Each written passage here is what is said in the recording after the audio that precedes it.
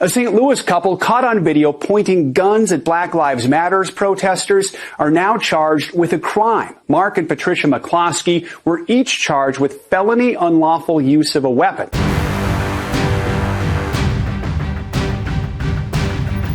Today, the White House again showed its support for the St. Louis couple now charged with felony unlawful use of a weapon for brandishing guns as a crowd of protesters gathered outside their home on a private street. Shortly after the death of George Floyd sparked nationwide riots and looting. It is absolutely absurd what is happening to the McCloskeys.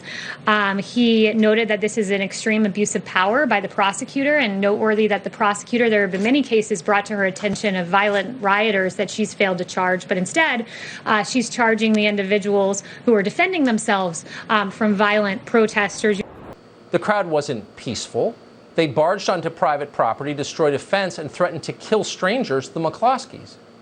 The McCloskeys did nothing wrong. They did what they had to do and what you would have to do in similar circumstances. But the prosecutor wasn't kidding. Self-defense is no longer allowed in places controlled by people like her. Gardner says she brought charges after a thorough investigation by police, but the McCloskeys say no crime was committed. Mark McCloskey tells Fox News he was advised to film protesters with his cell phone instead of taking out his guns, but he asks how that would help if hundreds of people broke into his home. Missouri's governor says he's prepared to pardon Mark and Patricia McCloskey if prosecutors bring criminal charges in the case. They had every right to protect their property, their home, just like any of us would. And if you had a mob coming towards us, whether they tore down a gate or not, when they come on your property, they don't have a right to do that in an aggressive manner.